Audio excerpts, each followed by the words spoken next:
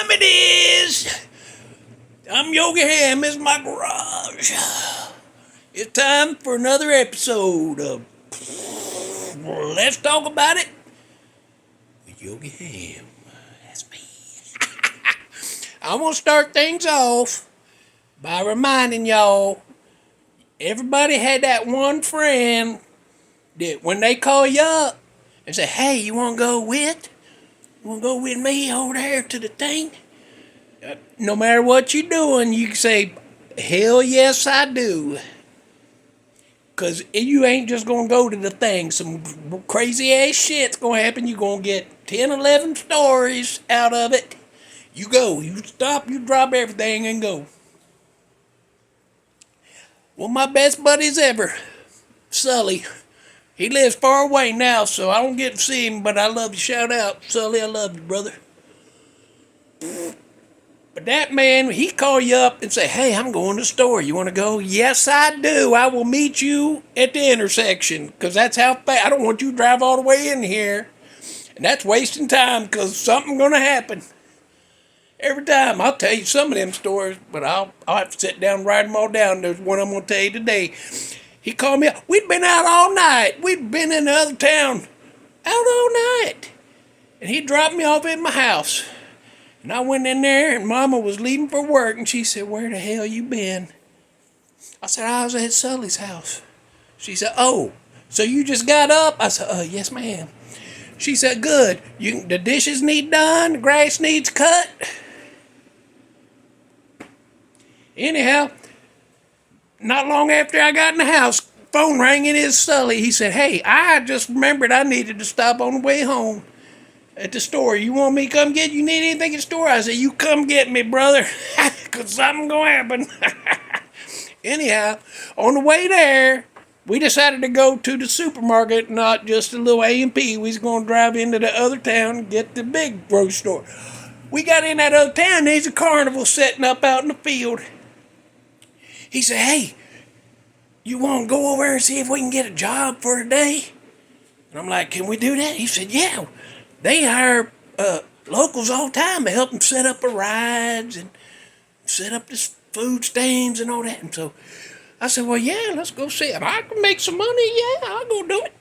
So we drove over there and we walk in and there's all kinds of, I don't want to be that kind of person, but they was some freaky looking people. I was like, I'm not sure I want to be around these. He said, let's get a job. I said, okay.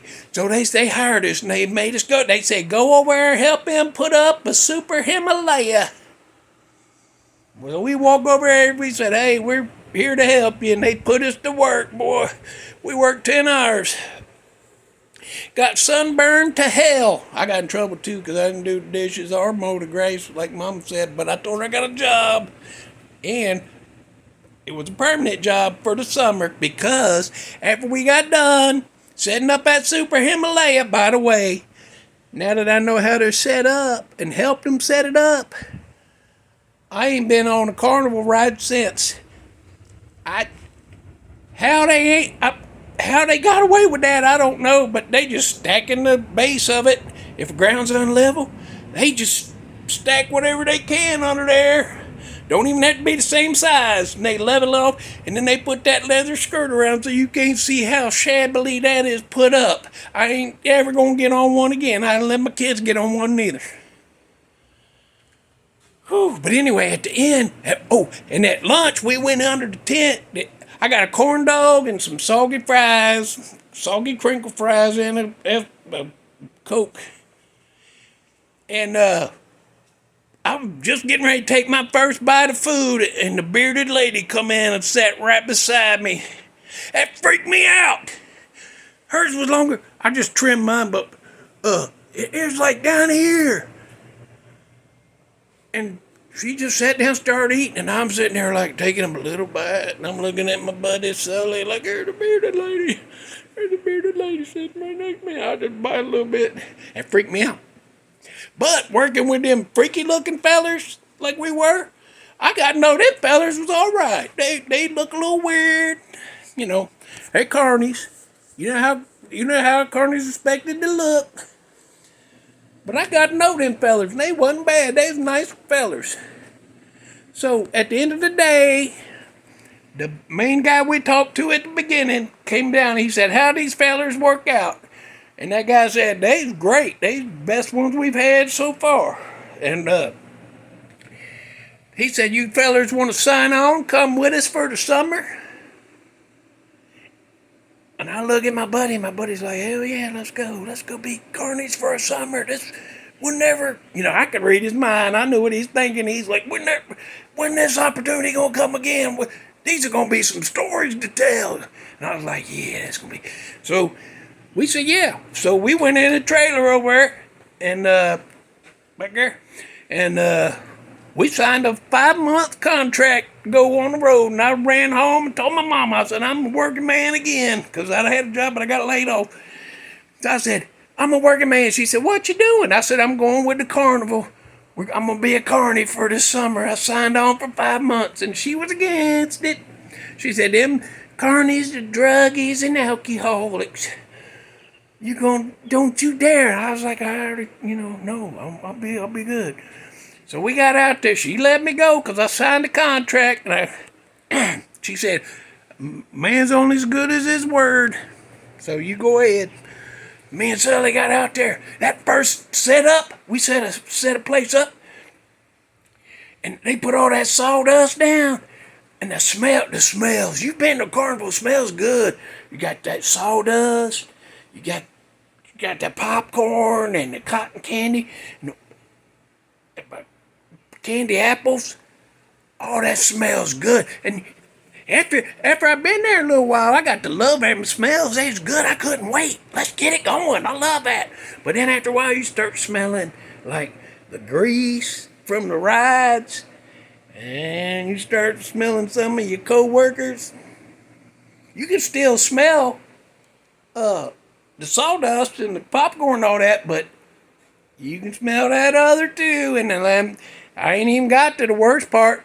You put a bunch of damn little kids, give them candied apple, give them some popcorn, some cotton candy, and then you put them on a ride. You know they're going to throw up. There was a lot of throw up. I remember, because you... change subject. Woo! So, that first week, after the end of the first week, I called my mom. I said, "I'm coming home." And Sully called his mom. And Mom said, "No, you ain't." I said, "You don't understand. There's throw up in the sawdust. There's grease on the candied apples, the caramel apples. And it's caramel. People going to say, 'Yogi, you ain't saying it right. It's caramel.' No, I dare you to go to a carnival this summer and go up there and ask for a caramel apple. You're going to get a little extra on there. Probably going to huck a Louie on there. I don't know. Maybe. You better say caramel. You don't. Ask your ass, I guess. So... she said, "No, man's only as good as his word. You sign on for 5 months. You're gonna do 5 months unless you get hurt or killed." And I said, "Well," she said, "don't get killed." And I said, "I won't. I guess. I don't know." So anyway, I had to do that whole 5 months, and those smells. I still don't like to smell sawdust. Because no matter what's in that sawdust, I smell throw up in there. It's built in there. So, but I come out and I said, "Well, I can't go. Mama said man's on the good word. She said I gotta stay." And he said, "Well, she got a point. You're right. She's right." And I said, "Yeah." I said, "Well, I guess we gotta do the whole time." He said, "Oh no, my mama's gonna be here in the morning. She's driving right now." He left me in there. I stayed because my mama said all that. But I said, "Well, I'm stuck here, so I might as well." But I found out some of them carnies is thieves too. You had to watch all your shit every damn minute. If you're running right or you helping out at the funnel cake thing, you got to be looking over where your stuff's at. like that. I always tried to work where I could do this and see it. But there was a tent. There was a freak tent. They had all these jars with like 2-headed pigs, 4-eyed baby. That freaked me out. I'd walk by it and I'd glance at it, but I couldn't. I'm like, whose baby was that? And where are they? Are they sad about that? I'd be sad about that. And then there's all these jars filled with all kinds of things. I could go on. I think there's a bat in there. Big old damn bat. So, and then I met this girl, this cute girl. She was cute for Carny. You know, I mean, she's like Jerry Springer, pretty, you know. Like, she's kind of attractive, but there's some trailer park baggage. Yeah.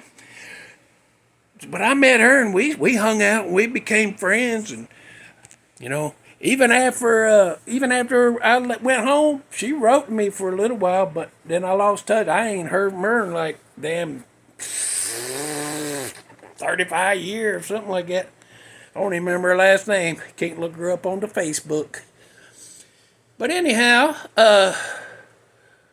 there was another feller I made friends with, and he's a skinny older feller. He's like probably old as my daddy was. His name is One-Eyed Doug. He had that one eye sewed shut like that. And then the one thing that really aggravated me was every meal that bearded lady'd come in there and start complaining about her life. I gotta be in the sideshow. And then you just hear her go, I can't get a regular job because of this beard. And she'd do it all the time. You heard it. And I think that last week I'd had it. She'd come in there and started that shit again. I can't do anything else because of this beard. I said, it's called a razor. Get you one. Or maybe 10, I don't know. But she looked at me like, oh, what? And I look around, everybody give me that look like that. Even one-eye Doug, but he was going to look at me like that anyway. So I don't know if he's mad or what. I don't know if he was just like, what's going to happen next? Or I don't know, because I always look. But everybody was mad at me. So that last week, nobody was talking to me. And I'm like, you know what? Just get me the hell out of here. I finally got home. I kissed the ground in the front yard. And I only been to one carnival since, and that was about 25 years ago. I just went because there's a band playing later that night. I wanted to go see them. But I didn't ride nothing because I know how they set up. And that's crazy. Don't get on them things. Odds are you might make it. Somebody won't. But, yeah, I was a carny. I'm sure every damn one of you is surprised by that, being sophisticated as I am. You probably didn't think I'd have been there, but I was. I tried to get out of Mom sitting, though. So, song. Let's get to the song. The band, they're a Belgian rock band. That means they from Belgium. I'm not sure where that's at. But these fellers, only 3 of them, bass player, guitar player and sings, and drummer. Yeah. But they're called Triggerfinger. You know, like Triggerfinger, that. They're called that. And the song is called Big Hole. Like a big old hole. It ain't about what you think. Stop it. Get out of the gutter. You're nasty. I can't believe you. I might have to put you in Yogi jail. Keep that up. It's nasty. Song's called Big Hole. You know what? I'm going to give you another. Same band from Belgium. Triggerfinger. Song called Camero. Both of them songs good. I never heard. One time I found Big Hole by accident. Over. And then I said, well, what other songs they got? Listen, I like a bunch of them. Not all of them, but I like a bunch of them. Triggerfinger. That's a Belgian band. They're from Belgium. Camero and Big Hole. If you want to, and if you go listen, you like them, come back. Even if you don't like them, come back. Tell me what you thought in the comments. And if you want to talk about something else, you can put them in there too. Put it in the comments. I'll read them. I swear I will. Probably. Till then, I'm Yogi Hamm. This is my garage. We're done.